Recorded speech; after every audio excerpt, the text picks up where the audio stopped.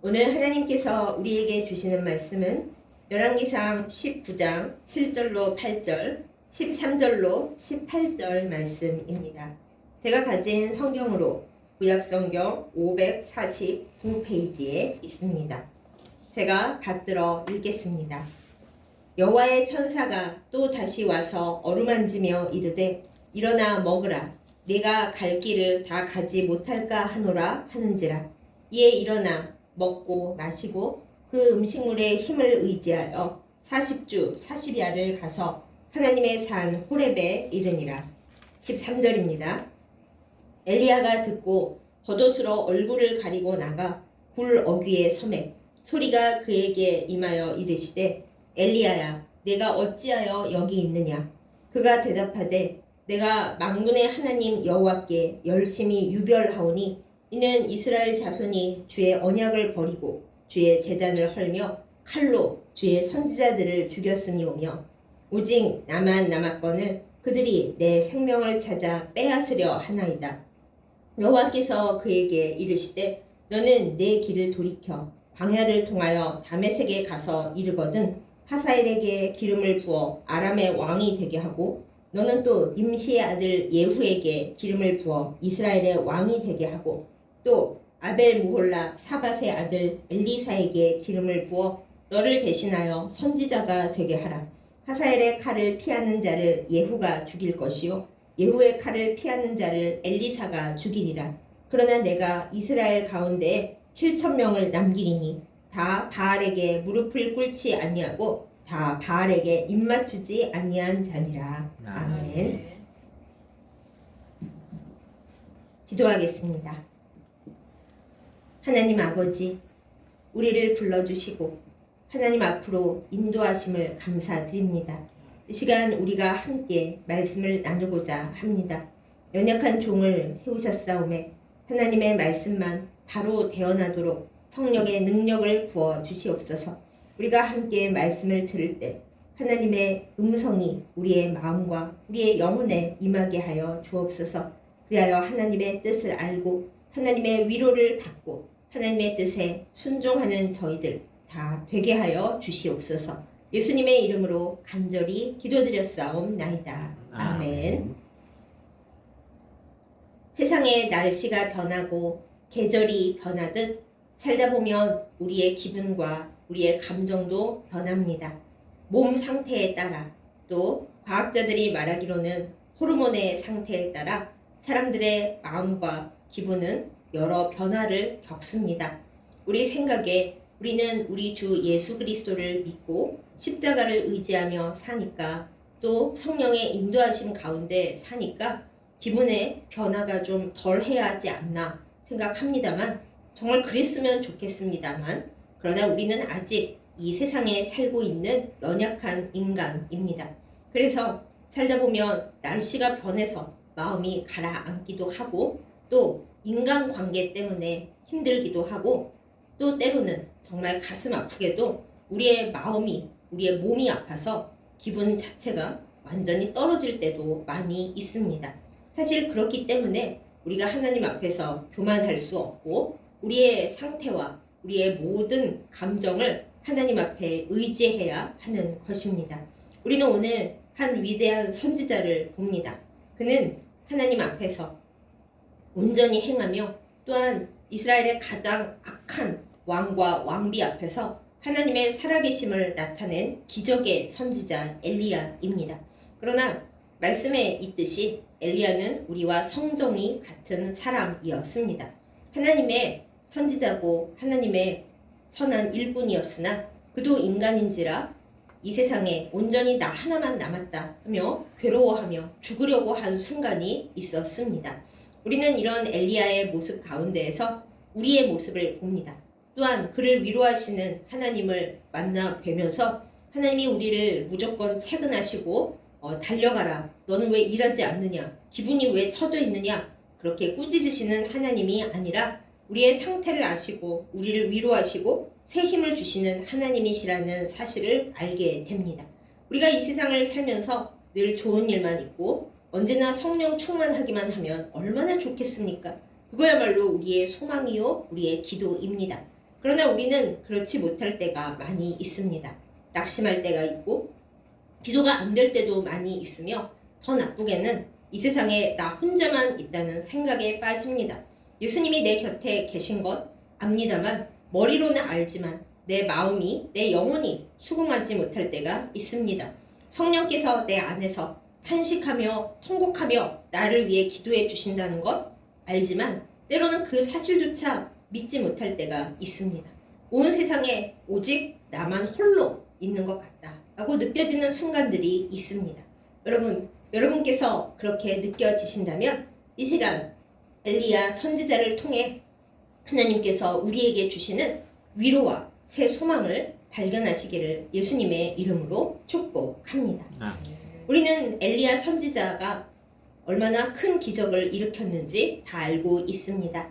그는 하늘에서 하나님께 구함으로 말미암아 물과 불을 내리게 한 선지자입니다. 어찌나 열심히 일했는지 오늘 본문에 보세요. 자기 스스로도 본인이 하나님께 대한 열심이 유별했다고 말하고 있습니다. 바뀌기 전에 이전 성경에는 열심히 특심했다 이렇게 적혀 있을 정도입니다. 그런데 이렇게 열심히 최선의 최선을 다하다 보니까 우리도 가끔 경험하죠. 내가 열심히 했어요. 하나님께 기도도 하죠. 하나님께서 지시하시는 바 내가 열과 성을 다해 정말 내 힘으로 할 수가 없다 생각하는 부분까지 다 열심히 했습니다. 그러면 우리가 기대하잖아요. 이렇게 열심히 했고 하나님의 주신 소명을 다 했으니까 결과가 좋아야 하지 않나. 너무 당연하고 자연스러운 기대 아니겠습니까? 엘리야도 그런 기대를 했습니다. 내가 온 백성 앞에서 하나님의 살아계심을 보였으니까 저 악한 왕과 왕비도 이제는 좀 회개하고 뉘우치고 하나님께 돌아오지 않을까 기대를 했습니다. 그런데 어떻게 되었나요? 엘리야 선지자가 그렇게 기대를 하고 있을 때 이세벨 왕비가 딱 나서서 말을 합니다. 당장에 엘리야를 잡아들여라. 네가 내 선지자들을 850명을 잡아 죽였어? 그래 나는 그러면 너를 잡아 죽일 거다. 이렇게 무서운 얘기를 합니다. 회개는커녕 오히려 엘리야를 죽이겠다 하는 것입니다. 이 소식을 듣는 순간 우리 생각에 아니 그게 뭐 대수야? 담대하게 나가서 죽으면 죽으리이다 하면 되잖아. 그렇게 생각하실 수 있잖아요. 저도 어릴 때 그렇게 생각을 했습니다. 이 이전에 얼마나 어려운 일들을 많이 겪었습니까? 아니 이게 뭐 대수예요? 그런데 살다 보니까 알겠더라고요. 엘리야는 정말 열심히 했거든요. 이제 이 정도면은 하나님께서도 저 이세벨 왕비의 마음을 움직이시든가 아니면 이세벨이 정말 회개하지 않을 거라면 거꾸로 들이실 때가 된 것도 아닌가요? 그런데 엘리야의 모든 이 기대는 산산조각이 나고 회개도 하지 않고 오히려 엘리야를 잡아 죽이겠다고 기세등등한데 하나님께서 이세벨을 잡아 죽이실 계획도 전혀 없으신 것 같습니다. 그러니 엘리야가 얼마나 낙심이 됩니까? 인간적으로. 사람이잖아요. 그리고 그 전날 하루 종일 850대 1로 싸우느라 또 하나님 앞에 열심히 기도해서 하늘에서 불이 내리게 하느라 더 나아가서는 비가 오게 하느라고 또 열심히 기도를 하고 더 나아가서는 너무 성령 충만한 나머지 아합 왕의 마차 앞에서 물론 마차가 빠른 건 아니었습니다. 열심히 달려가느라 인간적으로 모든 힘을 다 소진시키고 탈진 상태에 빠졌습니다. 여러분 아시죠? 내가 노력을 해서 뭔가를 열심히 했어요. 결과가 좋으면은 내가 탈진했더라도 다시 힘이 납니다. 그래도 결과가 좋으니까 내가 목표 달성해서 너무 행복하다 하고 힘이 납니다. 그런데 경험해 보신 분들은 아실 거예요. 내가 정말 열심히 했고 탈진 지경에 이르렀는데 결과가 내 뜻대로 안 나왔다.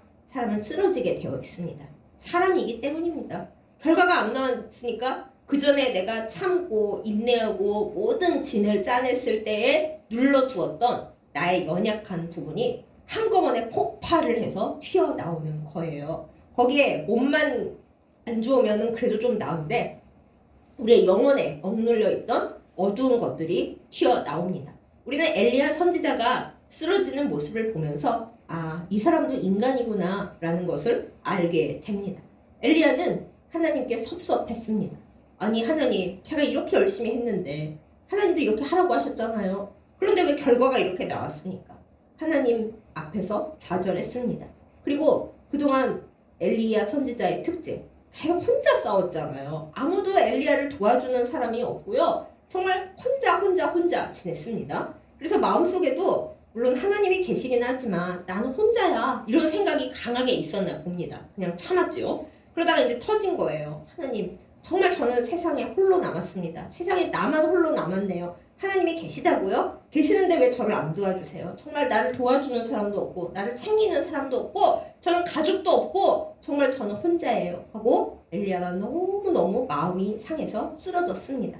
어느 정도로 마음이 상했냐 하면 같이 있던 사환도 남겨두고 너는 여기 있어. 나는 저 멀리 갈 거야 하고 혼자 터벅터벅 어디로 갔냐면 광야로 들어갔습니다. 광야로 가서 뭐 하려고 그랬을까요? 기도하려고 그런 거 아닐까요? 그랬으면 쓰러졌겠어요. 기도할 힘도 없고 이제 나는 죽어야겠다. 이렇게까지 열심히 했는데 바뀌는 건 하나도 없고 하나님도 하나님이 나를 쓰시긴 쓰셨으나 하나님과 내가 함께 그린 그림을 하나님은 지금 완성시킬 생각도 없으신 것 같고 애초에 완성시킬 마음이 있으셨나도 내가 의심이 들고 이제 나는 죽는 것밖에 방법이 아무것도 없고 남은 것도 없구나. 그리고 터벅터벅 광야로 들어가서 그 유명한 로뎀나무 아래에 누웠습니다. 우리가 이스라엘에 대해 전혀 모를 때는 로뎀나무가 그늘이 있나 보다 이렇게 오해를 하지만 여러분 이제 많이들 아시잖아요. 로뎀나무는 그늘이 없습니다. 그래서 이스라엘 속담이나 이야기 중에 어떤 사람이 로뎀나무 아래 누웠다 그러면은 그늘을 찾아 쉬려고 누웠다는 게 아니라 이제 막장까지 갔다. 더 이상 소망이 없다. 이런 뜻이라고 해요. 그늘이 없거든요. 광야 한가운데 가시로만 되어 있고 그늘이 없어서 거기 누웠다는 건 이제 내 이 세상에 볼 일이 하나도 없고 하나님께서도 저를 구원하시지 않을 것 같아서 이제 죽으렵니다 하는 뜻이라고 합니다. 엘리야 선지자가 바로 어제 수많은 기적을 일으켰는데 하나님의 은혜 가운데 많은 기적의 통로가 되고 그 기적을 함께 경험했는데 바로 다음날은 로뎀나무 아래에 쓰러졌습니다. 세상에 나만 홀로 남았다 이러면서요. 여러분 뭔가 느낌이 오지 않으세요? 나도 그런 적이 있었는데 물론 내가 엘리야 선지자처럼 대단한 기적을 일으키진 않았으나 그래도 나도 한때 기도했고 한때 하나님께 응답도 많이 받았고 나도 한때 뜨거웠는데 나에게도 비전이 있었고 꿈이 있었고 아름다운 생각들이 있었는데 근데 어느 순간 그게 다 날아가고 나니까 나는 인생 막장에 누워서 기도할 힘도 없고 하나님이 계신 건 알겠는데 나랑 무슨 상관인지 알 수가 없고 그래서 낙심하여 누웠다. 그런 적이 아마 여러분 분명히 있으실 겁니다. 엘리야가 그랬다는 게 우리에게 다소 위로가 되지 않습니까? 그래서 그렇게 누워있는 와중에 이제 세상 나밖에 없고 나 죽을 거다 하는 이 사람에게 또한 그런 경험이 있었던 우리에게 어쩌면 지금도 그 가운데 계실 수도 있는 누군가에게 미래에 어쩌면 그 상황이 닥칠 수도 있는 우리에게 하나님이 처방을 내려주십니다. 이 처방은 엘리야 선지자에게만 내려주신 것이 아니라 세상에 나만 홀로 남았다 느끼는 우리 모두에게 하나님께서 이야기해 주시는 하나님의 위로와 하나님의 처방입니다. 그럼 우리 같이 그 상황으로 들어가 볼까요? 엘리야 선지자가 이제 죽겠다고 자는 건지 죽는 건지 이대로 확 죽어버렸으면 좋겠다 하고 로뎀나무 아래에 쓰러져 있는데 하나님께서 제일 먼저 내리신 처방은 무엇입니까? 하나님의 천사를 보내주셨습니다. 하나님의 천사가 와서 죽으려고 누워있는 정말 세상에 홀로 나밖에 없다 생각하는 엘리야를 어루만지면서 쓰다듬어 주면서 아마 치유의 손길이었을 거예요. 치유의 능력을 하나님의 치유의 여호와 라파의 능력을 엘리야를 쓰다듬음으로 이렇게 부어주면서 일어나라고 합니다. 일어나서 그러고 있지 말고 떡도 먹고 물도 마셔. 내가 이거 가져왔어 하고 얘기를 합니다. 엘리야가 자꾸 귀찮게 하니까 일어났겠죠. 나 좀 가만히 뒀으면 좋겠구만. 그런데 이제 만지니까 아마 하나님께서 부으신 치유의 능력이 임해서 좀 기운이 났을 거라고요. 그리고 잠도 잤잖아요. 좌우당간. 그래서 일어나서 떡과 물을 먹으라고 하니까 비몽사몽간에 먹었어요. 그리고 도로 쓰러져서 잤는데 하나님께서 한 번만 천사를 보내신 게 아닙니다. 천사가 다시 와서 어루만지면서 일어나. 내가 너를 위해서 하나님께서 보내신 떡과 물을 가져왔으니까 일어나서 이걸 먹어 하고 위로하시고 그리고 먹이십니다. 여러분 이것이 하나님께서 우리에게 주시는 처방전 첫 번째입니다. 우리가 쓰러져서 이제 죽어야겠다 하고 있을 때 나 하나밖에 없어. 가족이 있어도 다 쓸모없어. 이렇게 생각하고 있을 때 하나님은 우리가 생각하지 못한 방식으로 우리에게 위로를 주십니다. 그게 내가 처음 보는 사람일 수도 있고요. 옛날에 알았는데 연락이 끊어졌던 사람일 수도 있고요. 그냥 갑자기 누가 갖다 준 뭔가일 수도 있습니다. 우리는 우리가 원하는 방식의 위로를 받기를 바라고 우리가 원하는 방식의 치유를 받기를 원합니다. 그러나 하나님은 대체적으로 우리가 생각도 못한 방식으로 생각지도 못한 사람을 통해 일을 하십니다. 그래서 여러분 우리에게 하나님께서 위로를 주실 때 하나님의 방식과 하나님의 방법과 하나님이 누구를 통해 도움을 주실지 우리가 먼저 정하지 않기를 원합니다. 하나님은 어떤 방식으로 하실지 하나님께서 정하십니다. 다만 우리가 할 일은 우리가 교만해서는 안 됩니다. 처음에 엘리야 선지자가 그렇게 열심히 하다 쓰러진 이유는 자기 열심히 지나쳐서 교만이 되었기 때문입니다. 내가 이 정도 했으면 이루어져야지. 하나님께서도 이루어 주시는 게 당연한 거 아니야? 하고 열심해서 교만으로 가버린 거예요. 하나님보다 내 계획이 앞서고 내가 정해놓은 결과가 하나님의 뜻보다 앞서버렸습니다. 그러니까 하나님의 뜻이 내 생각과 달랐을 때 절망한 거죠. 그래서 쓰러져 넘어졌을 때도 솔직히 하나님 생각은 하나도 안 했을 겁니다. 어차피 내 소원 안 들어주시는데 뭘. 그런데 하나님께서 엘리야가 전혀 생각하지도 못한 방법으로 엘리야의 생각과 방식을 뛰어넘어서 엘리야를 어루만져 주십니다. 하나님의 천사를 보내서 어루만져 주시고 엘리야가 전혀 도움을 받지 못할 것 같다 생각한 그 광야에서 떡과 물을 그것도 한 번도 아니고 여러 번 제공해 주십니다. 그래서 엘리야가 그야말로 억지로 일어나게 된 거죠. 우리도 하나님 앞에 이러한 하나님의 천사로부터의 위로와 소망을 치유를 받기를 예수님의 이름으로 축복합니다. 사랑하는 여러분에게 하나님의 천사로부터 오는 우리가 생각 못했으나 하나님께서 보내주시는 위로와 치유와 채우심이 있기를 예수님의 이름으로 축복합니다. 그리고 또 하나 더 우리가 이렇게 기도할 수 있기를 원하며 이렇게 실천할 수 있기를 원합니다.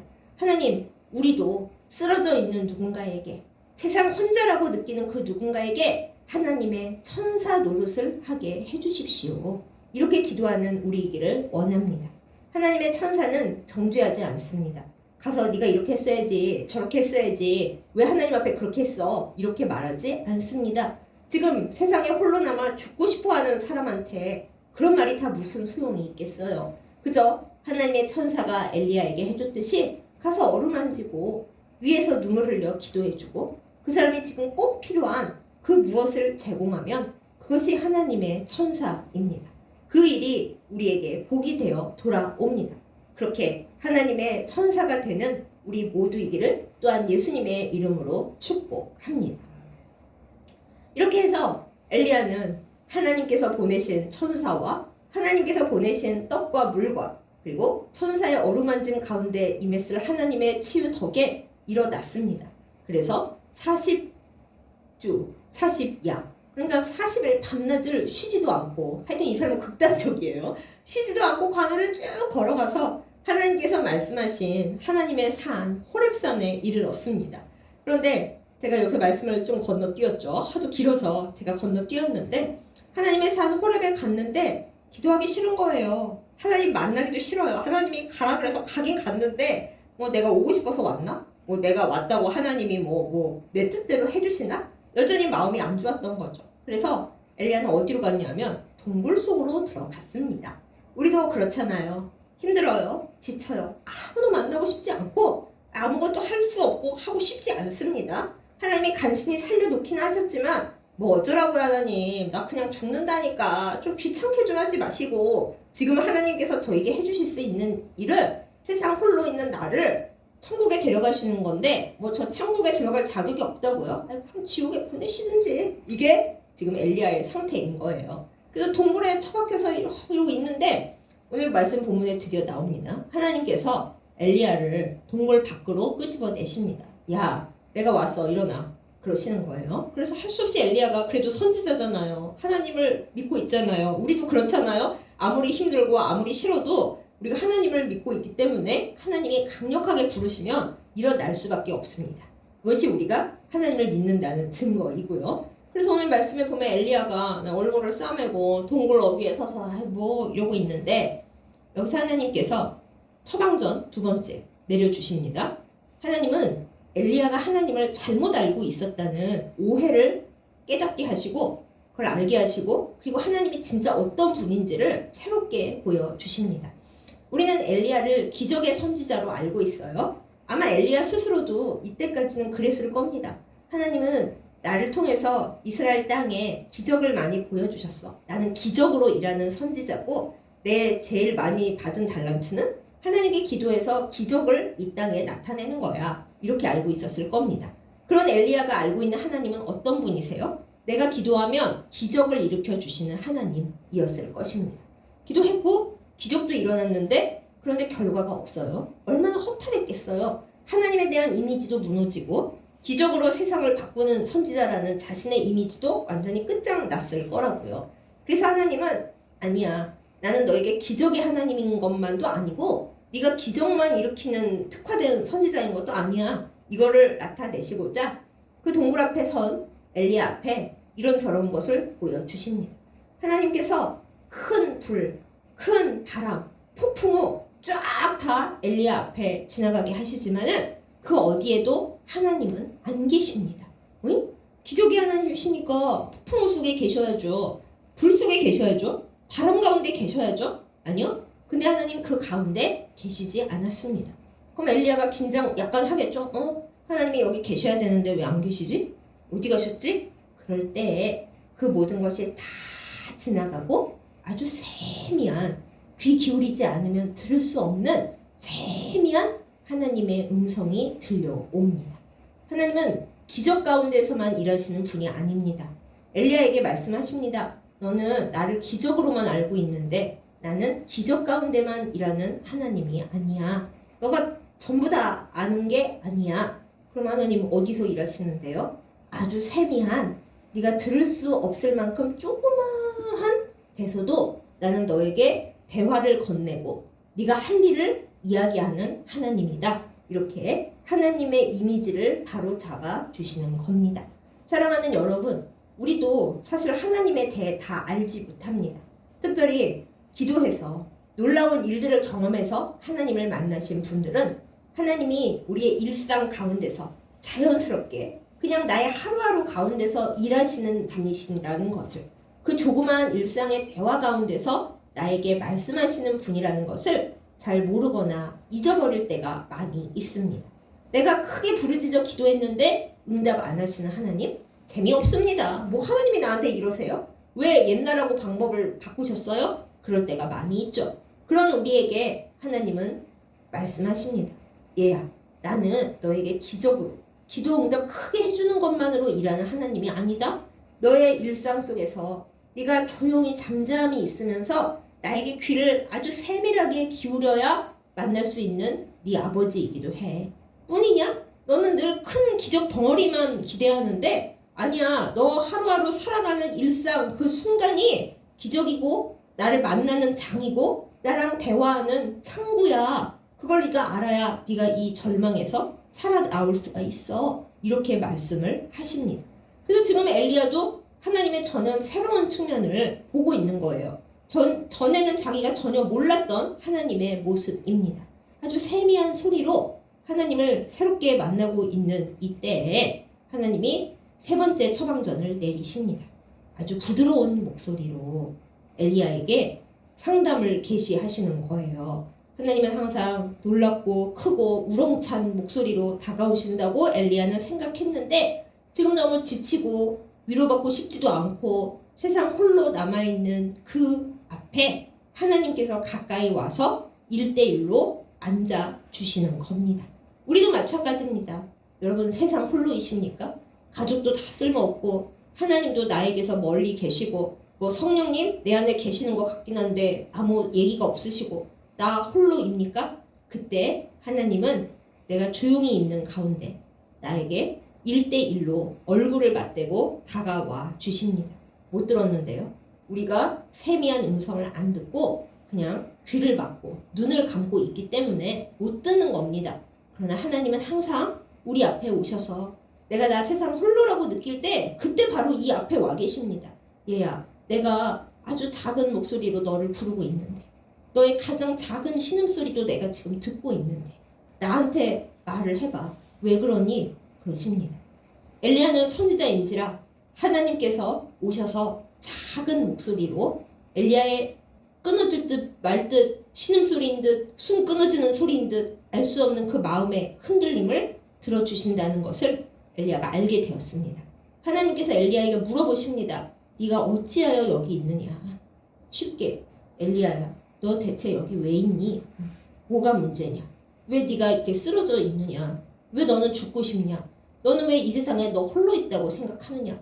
아닌 걸 뻔히 알면서, 내가 너랑 항상 함께 있고 늘 너를 지킨 거 알면서, 아까 내가 너에게 천사를 보내서, 아까도 아니죠, 하나님께는 아까지만 엘리야와 우리들에게는 40일 전에 내가 너에게 천사도 여러 번 보내서 고쳐주고 먹이고 다 해서 일으켰는데 너는 왜 여전히 여기 와서 동굴 속에 처박혀 앉아서 나 이 세상 혼자야, 하나님도 나한테 없어, 죽었으면 딱 좋겠는데 대체 너는 왜 이러고 있느냐, 왜 너는 여기에 이러고 있느냐 하고 하나님께서 큰 소리 안 내셨어요. 아주 조용하게, 엘리야가 들어야, 아주 세밀하게 들어야 겨우 들릴 정도로 부드럽게, 세지 않게 조용히 1대1로 하나님께서 물어봐 주십니다. 그래서 엘리야가 울고 불고 하나님 앞에 얘기를 해요. 하나님, 제가 하나님 앞에 열심히 유별나서 열심히 특별해서 그래서 하나님 앞에 열심히 했어요. 왜 그런지 하나님이 아시잖아요. 제 민족이 하나님을 배반하고 하나님의 제단을 헐고 블라블라블라 뭐라고 하고 얘기했어요. 그런데 하나님께서 저랑 일하신다고 해놓고 지금 이루어진 일이 뭐예요? 제가 850대 1로 싸우고 그들 다 죽여 없앴는데 비도 내리게 했는데, 하나님이 내리신 거지만 엘리야 생각에 이제 내가 내리게 한 게 아닌데 내가 그러고 있는 겁니다. 내가 했는데, 근데 하나님 지금 달라진 게 뭐예요? 아무것도 없잖아요. 그래서 저 죽으려고요 그러고 있습니다. 그랬더니 하나님이, 얘야, 너 자꾸 너 혼자 나만 그러고 있는데, 네 번째 처방전 나옵니다. 다 들어주신 다음에, 얘기한 다음에 하나님이 그러십니다. 너 자꾸 나만 그러고 있는데 너 혼자 아니야. 하나님이 얘기하시는 거예요. 그리고 너 지금 너 인생 다 끝난 것처럼 떠들고 있는데, 아니야, 너 지금 할 일 많아. 뭐 기적만 일인 줄 아니? 그리고 아합과 이세벨만 뭐 너의 대상인 줄 아니? 아니야. 나는 너에게 새로운 소명을 부여할 거고 그거는 기적하고는 상관이 없어. 그리고 네 인생 아직 안 끝났어. 너만 있는 것도 아니야 하고 하나님께서 줄줄이 엘리야가 혼자 있지 않다라는 증거를 말씀을 해 주십니다.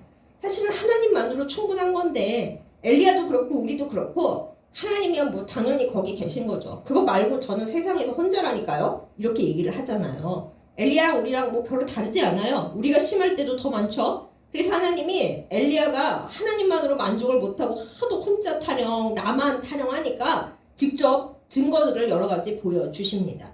일단 너 혼자 아닌 거, 미래 세대 세워야 하고 소명 아직 있는 거 내가 알려줄게. 이제부터 너는 세 사람을 세워야 할 거야. 아람에 가가지고 하사엘이라고 하는 애를 아람 왕으로 기름 부어 세워라. 왜 내가 남의 나라 왕까지 세워야 돼요? 시끄럽고 가서 이제 세워. 그렇게 얘기하셨고, 그 다음에 이스라엘 왕, 네가 아합과 이세벨이 안 죽었다고 그렇게 울고불고 그냥 절망을 하고 난리인데 내가 새 왕 세울 거야. 이제부터 이스라엘에 가서 님시 아들 예후라고 있는데 장군이에요. 걔한테 기름을 부어서 다음 왕으로 세워. 아합 집안 아니네요. 당연히 아니지. 걔네 집안은 끝났어. 좀 기다려봐. 그러시는 거예요. 가서 예후에게 기름을 붓고, 하나 더 있어.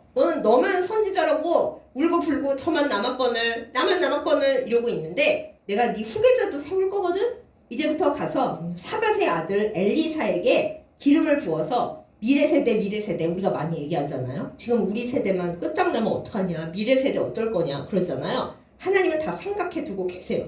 엘리야에게 너 다음 세대 이름도 비슷한 엘리사를 가서 선지자로 세워라. 내가 너가 혼자 일 다 한다 그러고 네가 모든 일을 다 혼자 끝내려고 하는데, 아니야, 좀 멀리 봐, 빅픽처, 넌 그런 것도 모르니? 하고 얘기를 하시고 계신 거예요. 그 세 사람에게 각각 기름을 부어서 미래 세대를 준비하고, 너 혼자가 아니라는 거를, 나 죽으면 이거 다 끝난다, 이런 생각을 다 버려라 얘기하십니다.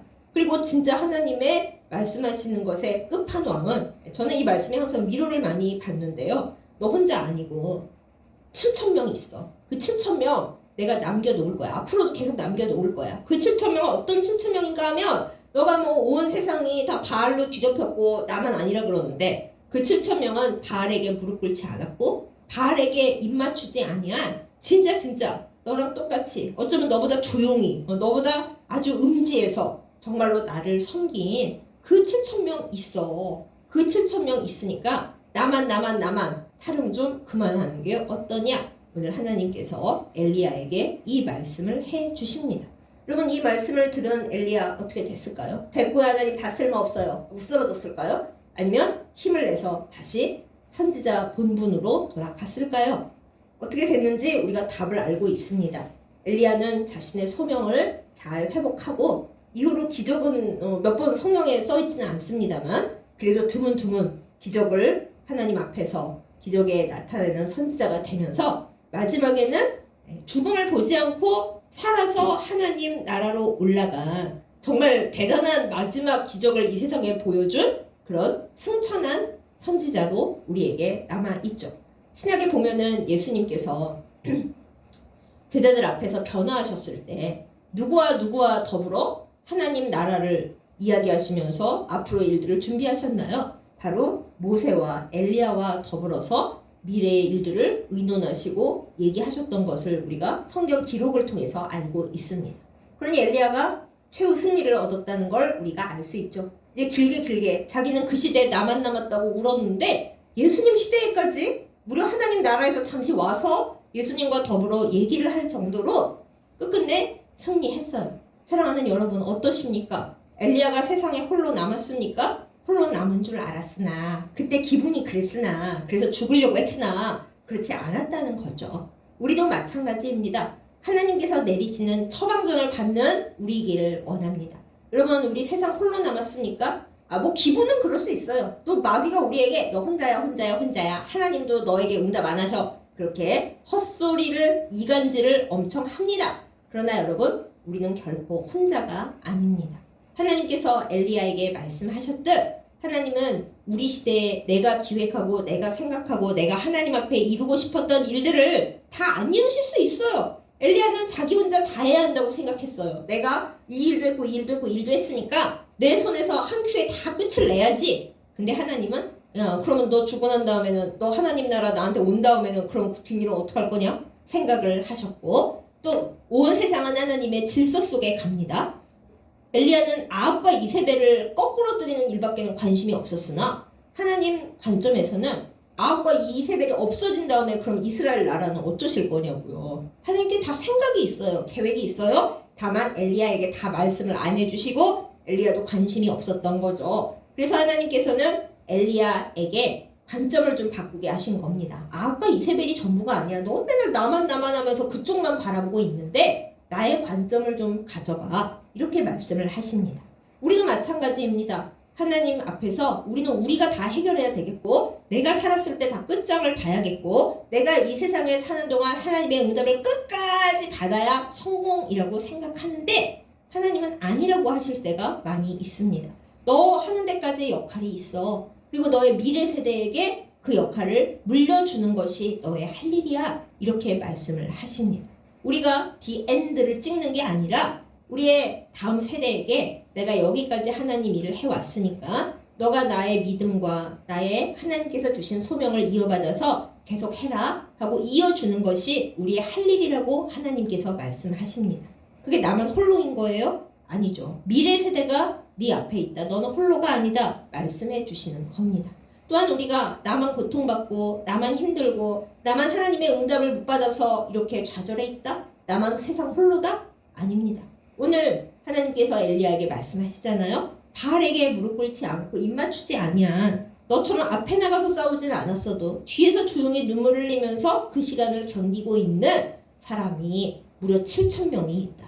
여기서 우리 헷갈리는 점, 그럼 하나님 딱 7,000명만 채우셨어요? 그 소리가 아니죠. 성경에서의 숫자는 진짜 그 숫자이기도 합니다만 완전수이기도 한 거예요. 우리가 가끔 14만 4천 명 가지고 진짜 14만 4천 명 그 수다? 아닙니다. 그만큼 허다한 완전한 하나님의 백성들, 큰 무리가 하나님 앞에 구원받는다는 뜻이거든요. 7천 명도 진짜 7천 명이라기보다는 하나님께서 크게 하나님을 사랑하는 자들을 또 하나님만을 믿고 따르는 자들을 이스라엘 가운데 남겨주셨다. 그러니까 넌 혼자가 아니다 라는 의미로 엘리야 선지자에게 말씀을 주신 겁니다. 여러분 아시죠? 우리 삶이 고달프고 나만 이런 거 같을 때 많지만 하나님은 결코 우리를 그렇게 두시지 않습니다. 우리 곁에 우리는 모르지만 나를 위해 기도해주는 사람들이 전 세계적으로 많이 있습니다. 내 이름을 어떻게 알아서 전 세계적으로 기도해줘요? 정말 기도하는 사람들은 누구 이름을 찍어내지 않아도 하나님 이 시간 하나님 앞에 이트나 괴로워하는 어둠의 시간을 보내고 있는 그 사람들을, 그 영혼들을 기억하여 주옵소서 하고 눈물로 기도합니다. 그 영혼들 가운데 우리도 들어가 있습니다. 성령의 네트워크 안에 함께 있으니까요. 그러니 물론 우리 기분상, 상황이 하도 힘들어서 이 세상에 나만 홀로야 라고 느껴지는 순간 있겠으나 그때마다 하나님의 위로와 하나님께서 주신 처방전을 받는 우리이기를 예수님의 이름으로 축복합니다. 하나님의 천사가 와서 우리를 도울 것입니다. 그 방식은 우리가 정하지 마십시다. 하나님께서 오셔서 너가 나에 대해 잘못 알고 있었다. 하나님의 이미지를 바꾸어 주실 것입니다. 그때 저항하지 마세요. 내가 아는 하나님은 이런 분이 아니었어 하지 마시고 하나님은 정말 크신 분이구나. 하나님 앞에 다시 한번 누워서 하나님을 새로 알았습니다. 내가 전에는 내 경험으로만 주님을 알았는데 이제 주님을 직접 봅니다. 주님, 나를 주님의 품 안으로 옮겨 주님께서 꼭 붙들어 주시옵소서. 이렇게 기도하는 우리가 되기를 원합니다. 또한 하나님께서 내가 말하고 싶은데 여기 꽉 막혀서 못하고 있는 얘기, 주님께 말해야 되는데 말하기도 싫고 주님이 들으시는 싶고해서 꽉 막혀있던 얘기, 사실 내 눈에는 안 보이지만 주님이 지금 내 앞에 오셔서 들어줄 준비를 하시고 네가 왜 여기서 이러고 있느냐, 너 왜 이렇게 아프고 왜 이렇게 쓰러져 있어, 내가 다 들어줄 테니까 말 좀 해봐, 나도 답답하다, 그러고 계시다는 것을 믿고 알고 주님 앞에 우리의 상한 심령을 다 토해내는 우리가 되기를 원합니다. 우리가 독약을 먹으면 위세척을 하잖아요. 우리 안에 우울과 슬픔과 하나님에 대한 원망과 실패한 인생에 대한 독약 같은 고통이 들어있을 때 하나님 앞에 토해야만 우리가 살 수가 있습니다. 하나님은 언제든지 토해라, 내가 다 받아줄게, 세척 다 해줄 거야, 내가 새로 고쳐도 줄 거야 하고 기다리고 계십니다. 그 하나님 앞에 토하고 엘리야처럼 새로워지는 우리가 되기를 예수님의 이름으로 축복합니다. 그리고 나서 하나님께서는 너 인생 끝 아니야, 너는 끝났다고 자꾸 그러는데 끝 아니야, 내 앞에 올 때까지 끝이 아니야 하면서 새로운 소명을 주실 텐데 우리가 다 귀찮고요. 하나님, 제 인생 하나님께서 완벽하게 새롭게 해주시지 않고 내가 꿈꿨던 거 다 이루어주시지 않으면 헛겁니다, 난 안 합니다, 이러지 맙시다. 하나님께서 나에게 맡기신 소명, 그것이 설령 0.5달란트짜리일지라도 엘리야의 이후 살아간 삶이 이전보다 훨씬 조용하고 별거 없어요. 하지만 그 끝에 무엇이 기다리고 있었습니까?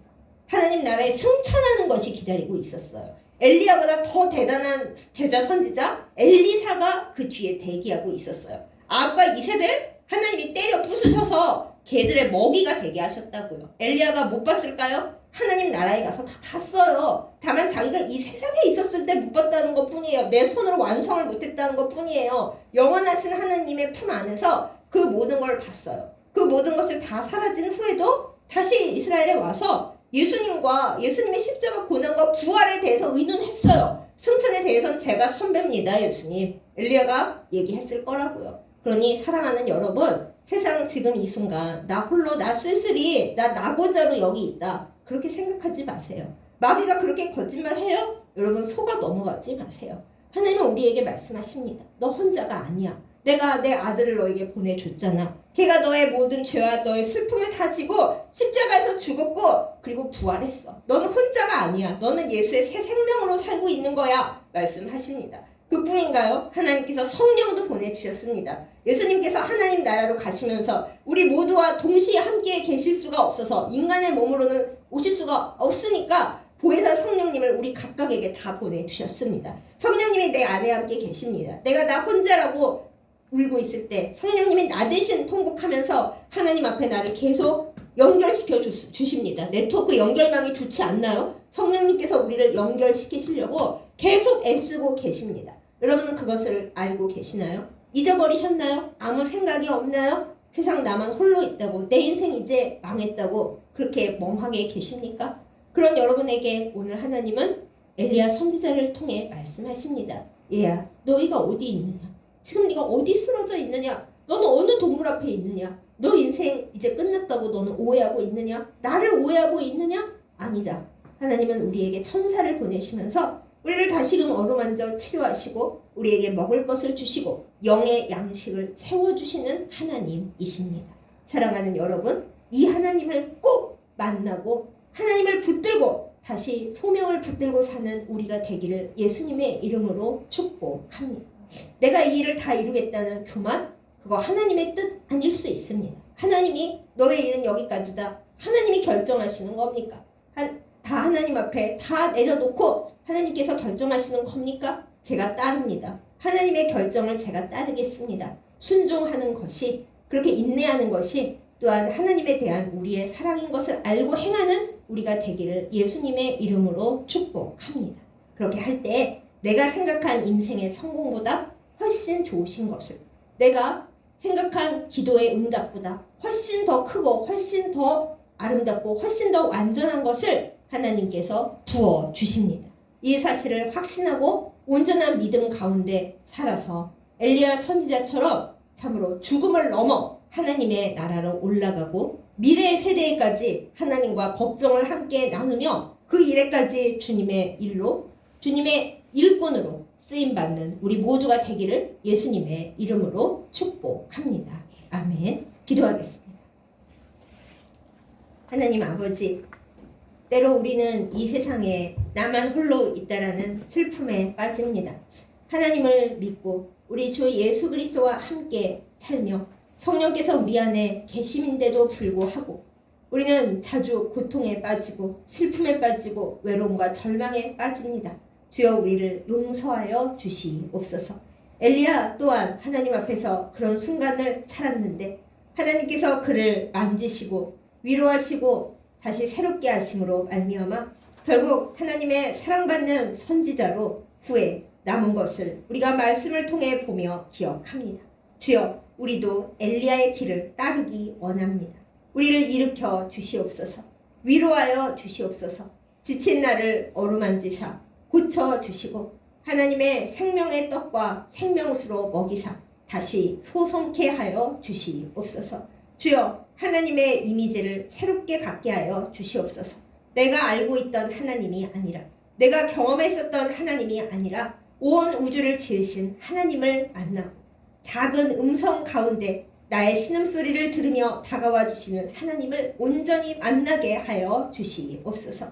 하나님께서 나에게 너의 몸과 마음에 가득 차여있는 그 꾹꾹 닫혀있는 그것을 토해놓으라 하실 때 주님 앞에 엎드려 토해내는 우리들 되기를 원합니다. 다 토해놓고 주님의 위로를 받고 주님께서 나에게 준비해 주신 새로운 소명, 새로운 생명, 새로운 시간을 향해 다시금 가게 하여 주시옵소서. 그리하여 우리의 생명의 끝에서 정말 끝나는 것이 아니라 영원하신 하나님 가운데 나의 성공이 있고 나의 영광이 있고 하나님과 더불어 먼 미래까지 나의 영혼이 함께 있음을, 그것을 알고 주님과 함께 가는 영원히 주님 앞에 살아있는 우리의 생명이 되도록 주여 인도하여 주시옵소서. 우리는 할 수 없사오니 주여 이루시고 세상 홀로 있는 것 같은 우리의 영혼을 새롭게 하시며 삼위일체 되신 하나님 안에서 영원히 행복을 누리게 하여 주시옵소서. 예수님의 이름으로 간절히 기도드렸사옵나이다. 아멘. 헌금기도 드리겠습니다. 사랑하는 하나님, 우주보다 크신 하나님을 경배하며 나아갑니다. 하나님께 모든 것이 있는데 이 적은 예물 드리는 것은 물질보다 하나님을 더 사랑하는 우리의 마음인 것을 하나님께 고백하며 올리는 것입니다. 주여 받아 주시옵소서. 하나님께서 우리에게 모든 것을 주심을 믿습니다. 먼저 주의 나라와 주의 의 구하게 하여 주시고 우리가 드리는 이 예물이 그러한 우리의 믿음의 고백인 것을 주여 받으시고 역사하여 주시옵소서. 하나님 앞에서 주께서 주신 좋은 것으로 주님의 일을 하며 살 수 있도록 우리의 삶을 부요함으로 가득 채워 주시옵소서. 빈손 들고 아뢰오니 주의 풍요로우심으로 우리 가운데 역사하여 주시옵소서. 그리하여 하나님 앞에 더 많은 것, 더 기쁨으로 드리게 하여 주옵시고 사랑하는 이웃들을 향하여 또한 교회들을 향하여 우리의 손을 뻗어 주의 복의 통로가 되게 하여 주시옵소서. 우리에게 모든 것을 주신 사랑하는 예수님의 이름으로 간절히 기도드렸사옵나이다. 아멘. 이제는 우리를 살리시고자 이 땅에 오셔서 우리의 모든 것을 가져가신 사랑하는 예수님의 그 크신 은혜와 우리의 모든 것을 들으시고 또한 우리를 우리가 생각한 것보다 더 멀리, 더 넓게, 더 깊이 데려가시는 아버지 하나님의 지극하신 사랑과 내가 홀로 있다고 괴로워할 때 늘 내 곁에 계셔서 함께 통곡하시며 울부짖어 주시는 성령님의 인도하심과 교통하심이 이 시간 말씀을 듣고 세상 홀로 있다 느껴질 때 사실은 하나님께서 우리와 함께 하시고 모든 것을 새롭게 하심을 알고 믿음으로 결단하며 영원히 하나님과 함께 거하기를 다짐하는 예배드린 모든 주의 백성들 위해 이제부터 영원까지 함께 하시기를 간절히 축원하옵나이다. 아멘.